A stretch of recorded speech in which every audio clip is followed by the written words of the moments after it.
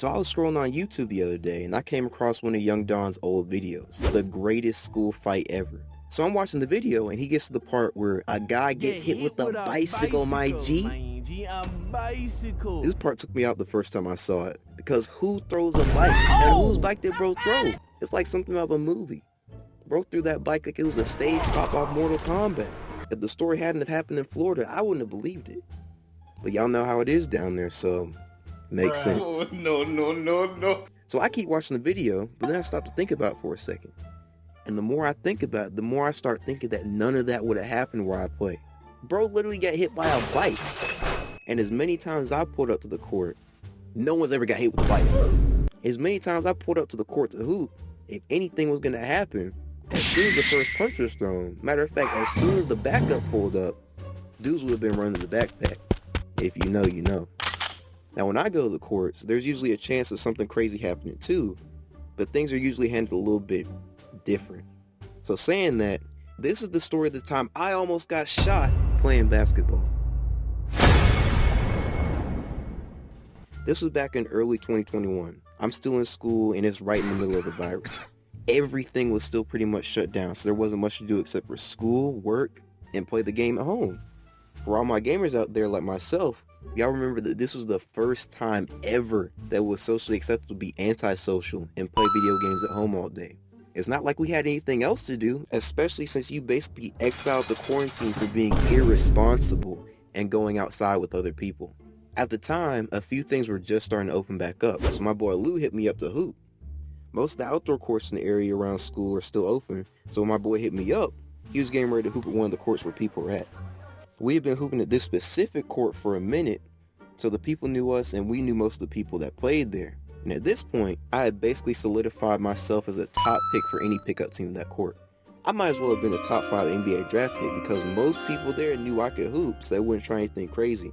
The only thing about that court was because it was an outdoor court, it's basically open for anyone to play, which wasn't a problem most of the time because like I said before, I knew most of the people there and they knew me.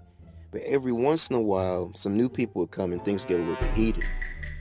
I gotten in a few tough spots before, but nothing as crazy as this. So we pull up to the court and we start making our way to get down. And as soon as we get there, there's one dude playing on the court, a guy I'd never seen before in my life. He looks our way and straight up yells to the court, "Hey, I know he's not getting down." Bruh. At first I thought he was talking to my boy Lou. I think I'm better than him, he thinks he's better than me. And I'm looking around and everyone was already looking our direction. So I turned to him and I said, "You was gonna take that, bro?" And he looked back at me like he was mad, like I was stupid. And he just said, "Bro, he's talking to you." As soon as I heard that, I took it personal. Because who was this dude pulling up to the court calling me trash? A dude I'd never seen before in my life. From that point, I knew I was going to make it my mission to embarrass this kid for trying to call me out and show him he was really trash.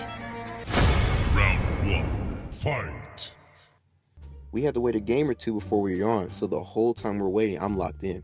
I'm just watching how this guy plays. And he's not good. I'm watching this dude aggressively blow layups, brick threes like he's Danny Green with LeBron's legacy on the line. He just looks like your average football player trying to play basketball. Our time to play finally comes up, and this guy and his team are still at the play, so I'm ready to drop this guy off. But before I can even get up there, he's yelling, "Oh, I know he's not on." Bruh. Bro had me feel like Naruto, like I was really about to put on my headband and show everyone who the greatest Hokage was. So the game starts, and his team immediately passing the ball. I smirk and I leave him open. I just saw this kid go 0 for 10 on wide open shots. He shot worse than a stormtrooper on New Hope. He shoots the 3, he hits the first shot. Of course, he hits the first shot I've seen him hit all day on me, and it's nothing but net. So we keep playing, we go down, score on our end, and come back. He gets the ball again. I leave him open again, because the first shot had to have been luck. Everybody gets one. He gets another one. Bro's talking mad crazy at this point, because he's 2 for 2. They're up, and his teammates are all hyping him up. I knew I had to do something at this point. I had to turn up. The next time down the court, I call for the ball. He's guarding me. I size him up, shoot a pull-up in his face. Pause. We come back on defense. We get a stop. I take the ball again. I hit him with another signature size up. I drive past him for an easy layup. Boom shakalaka. The rest of the game, we're just going back and forth. He's scoring, hitting some shots. I'm coming back and hitting my own shots. Of course, our team ends up pulling out the dub, and bro's mad. They're not even off the court yet, and he doubles down about how I'm trash, how it was just luck how we won, and just to wait until he gets back on the court. You know, the usual stuff. Winner stays on, we keep playing. The next team comes on, we put them off real quick, and then bro and his team are back. We're running it back, and it's going the same way. He had to have been playing around before we started playing because he's still scoring. He went 0 for 10 before I hopped on the court, and as soon as I want to hop on, he wants to start acting like a superstar. He's getting shots up again, I'm hitting my shots, we keep going back and forth the rest of the game. This time, we won by a little bit more. At this point, I'm doing most of the talking. I'm talking about how he can't guard me, asking him where all that stuff he was talking about before the game was, how I couldn't guard and how I was trash. All this is happening while they're walking off the court again. And bro is hot. He's even more mad than before. You know how some people get so mad they just get quiet? He walked off the court and it was almost like I could see steam coming out of his ears like a cartoon. He didn't say a word. This should have been my first clue that something was up. But of course I was too focused trying to embarrass this kid to think about all that. And after a few more games, people on the sidelines were getting into it too. They were hyping the games up. People were going crazy after every bucket, having something to say about every little shot, every crossover. So everything was starting to add up at this point. We run another game, win again, and by this point, people were starting to stop playing. So when bro got back on, we started running games back to back. The more games we played, the more physical and intense it got. People were playing like it was the NBA playoffs. Like eventually it came down like it was a game 7 of the NBA finals. I felt like it was LeBron versus Kobe. I'd come down to get a tough bucket and bro would come right back down and try to get a bully bucket. After a couple more games, we're still locked in. Everyone's playing physical and no one's giving up anything easy. This time we come down and I'm on defense. I'm still guarding this guy and they passing the ball at the top of the key. He goes to fake right, so I jump in front of him to stop him, so he cuts back left. I jump back to recover and slide to get in front of him again to cut him off before he can get a layup. And when I slide, I'm right in front of the basket on the block, so I start putting my hands up and leaning in to get a good solid contest because he looks like he's going up for a layup. And as soon as I do that, bro runs in full speed and bam, he goes down. The way it looked like he just ran into a brick wall and collapsed. Everyone gets quiet. We're already playing outside, so when he fell, he slammed into straight concrete. But the way he fell just looked bad. It looked like he was on the other end of a Conor McGregor right hook to the temple. So everyone was just looking to see what just happened. I reached down to help him, trying to save the situation, of course, just because it looked so bad, but he's not moving. Now this was strike 2, because the way things have been going, anything could have happened after that. He could have gotten up and we could have kept playing, or he could have snuck me right there for checking him so hard. And the way things have been going, it looked like I was gonna get snuck right there in front of everybody. After a couple seconds, he finally gets up.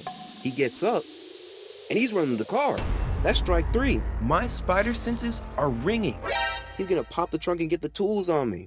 I can already see the headlines. Killer crossover. A local basketball game turns lethal after trash talking goes wrong. Bro jumps in the car, and he skirts off. He's going to get back up. Now I think he's gonna come back with a squad of his homeboys looking for the smoke. And everyone's just looking at me. You know that look you see on your parents' face right before you get smacked into the Spider-Verse? Or that wide-eyed look you see on someone's face when you mess up? They know you messed up. You know you messed up. And now you're just waiting to see what the consequences are for what you did. Everyone's just looking at me like I just messed up and I'm about to mess around and find out. So from there I had 2 options. Fight or flight. I could either stay and catch the smoke, or I could call it a day and retreat to the safety of my home. And what do you think I did? I stayed, bro, because ball is life. What do you think I was going to do? Run home? I came to hoop and we were winning, so I had to stay. But best believe I kept my eye on that parking lot for when bro came back, though. 1 hour passes. 2 hours pass. 3 whole hours pass. And there's no sign of bro or any backup coming. So I'm still hooping. At this point, it's getting late, and we've been running the court all day, so I decided to head out.